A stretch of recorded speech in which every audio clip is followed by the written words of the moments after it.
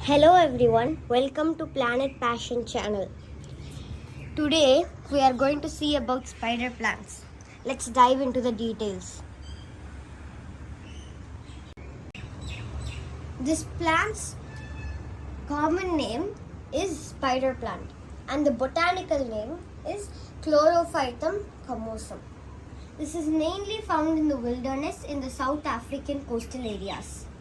And according to NASA's study, this plant, if it is placed 2 plants for every 100 square meter, then it can purify the air. And it is not harmful to kids or pets. It is easy to grow and it is also a very popular indoor plant.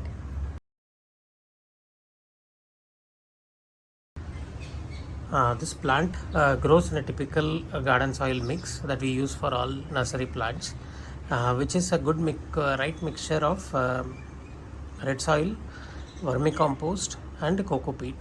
And every few months, you can top up on the vermicompost and also apply a leaf-based fertilizer like seaweed fertilizer.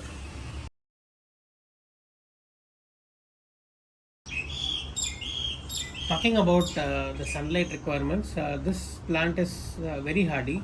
It can tolerate bright sunlight, it can tolerate low light, and it can tolerate the ideal requirement for this plant is a semi-shaded area where it gets either a morning sun or an evening sun and is shaded for the rest of the time, right? But it can tolerate low light, and it can also be grown in full sunlight, but there are some issues that you will see like browning of the tips and the plant looking pale if it's grown in full sunlight.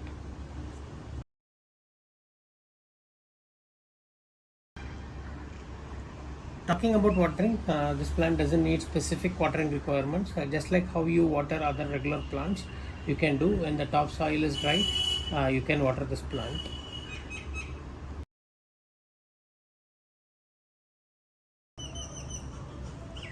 Coming to propagation, there is a unique way in which this plant propagates itself.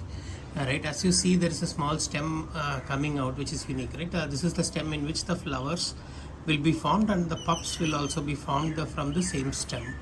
Right, you can see this in this mature plant. These are the pups or the small spider plants that comes out from the parent spider plant. Once the roots comes out from these plants, you can cut it and pot it in a different soil, and then this will come out to be a new plant in about 6 to 8 months time. Coming to age, if you see, this plant is about 10 months old. This is a plant which we propagated around 2 months back from the same pups that we saw earlier. The parent plant that we see here, which is more mature, is about an year old, and it has been producing pups consistently, which we have been using to propagate this plant.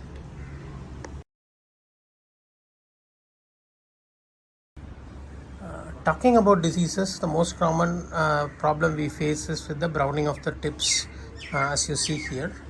This happens when there is excessive sunlight on the plant, and when given proper light and watering conditions, this plant is very tolerant.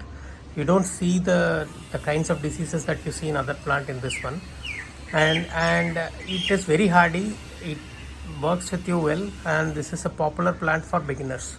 Other than this browning of tips which comes, we have not seen any other diseases with this plant. Just watch the watering and the sunlight requirements, and this plant will give you bountiful joys.